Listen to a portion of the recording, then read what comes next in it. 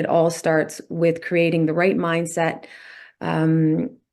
before the work. That is part of the work before you start to interpret a song. I was listening to a fantastic podcast by a great vocal coach by the name of Henny. Check him out if you'd like, Henny. He had a podcast on mindset, and his whole thing is about mind, body connection, and voice.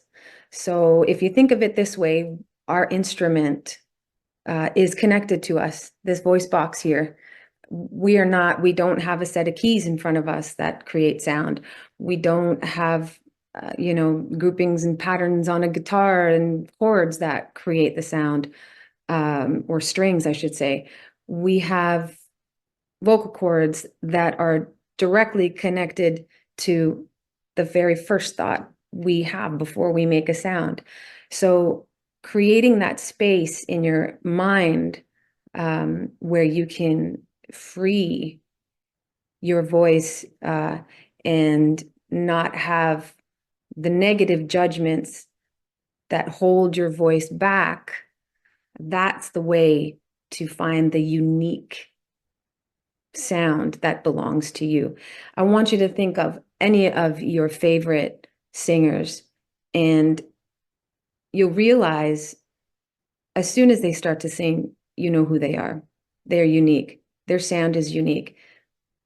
The way they pronounce a vowel, Adele the way she pronounces her oohs and ahs at the end of her phrases, that makes her unique. If she were to listen to the opinions, oh, you're not saying that properly, or, she would not have that unique sound that we all know her for. Bob Dylan, Leonard Cohen, Carole King. Carole King's she's an incredible songwriter who sang her songs, but she's not known to be the best singer, although you know who she is. Just from the sound of her voice and her timbre and her tones. So that takes courage to do that. And that takes working on where your mindset is when you start to become a singer. So let's just take a quick look at things that can hold back that authentic part in your mind. Like I said, too many opinions. What do you think of your voice? That's the most important opinion. How you feel about your voice. Take a second to ask yourself that question. My voice is what? My voice is, raspy and rich. The vibrato is like this. It's like that. Find the affirmations that you need that are positive. Pick out the great things that you love about your voice and start teaching yourself to use those, as opposed to, they said that I need to be more like this, or they said that I need to be more like that, or they said that, there's a lot of they saids growing up. I remember hearing, growing up on the stages and stuff, I remember hearing these opinions and asking, you know what, my fault though for asking too many people. Find the one or two people. I have a vocal coach that I am forever loyal to and love. She is the one and only person that I go to get help for, I call her my vocal scientist, that she's the one that helps me technically get to the places that I need. And I try to remove all the other opinions that people may have. So those things, opinions, not trusting the instincts that you have.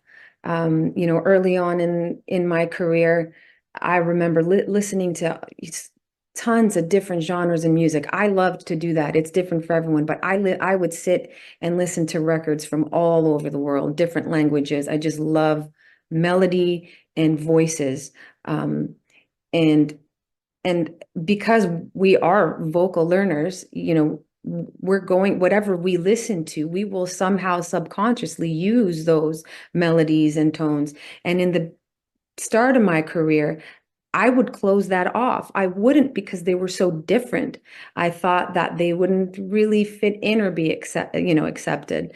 And so my instincts now are to dip into those different sounds that I've collected over the years and just let it be free and let them come out in the melodies that I make and the sounds that I make with my voice, because those are the things that will make you unique. And when you're sitting in a room with people who've never heard that before, that will be the thing that you are known for. That will be your sound. So trust that, trust your instincts, and don't block them out. It's okay to be different. It's okay if you love to go up a little in a melody and not do it like everyone else.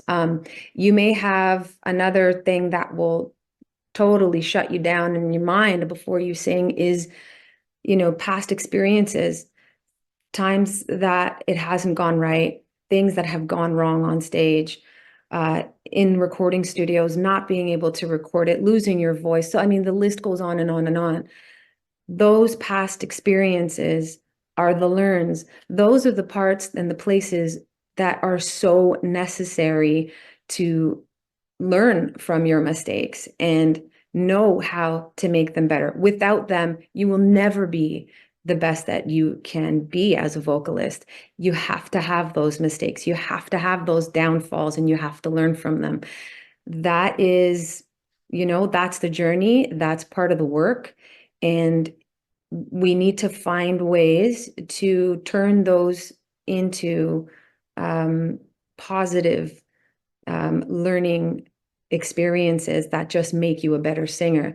I promise you, I have gone through that and I've had my big downfalls and had my bad days. And most of the time, you're the hardest on yourself. Most people won't see it the way you do. I've gotten lyrics on stage. Look it up online. You will see the best of the best make these mistakes. It's everywhere now. And we're all allowed to watch and all be fine with it. So it's great. Make your mistakes, have the courage to do that, because that's how you're going to be a better singer for sure. Okay, love this one. Following trends. That's how we learn. We do. We learn as a young singer. I eventually sounded like Céline Dion. I just sang to her music over and over again. I wanted to be just like her. I shouldn't say I wanted to be just like her, but I was so moved by her voice, her and Whitney and Mariah, mostly Céline Dion and Whitney Houston, those big ballad singers. I wanted to hit every note. I wanted to catch all of that stuff. And so I would just imitate and imitate and imitate and do that. And I used to, and that's okay. That's great when you're learning and when you're starting up. Doesn't matter when you're starting out, but you're gonna have those. You're gonna subconsciously have those melodies in your head anyway. But it's when you start to just ignore the things that make you unique and ignore the little differences that you may think are not going to work because they don't sound like what's happening today.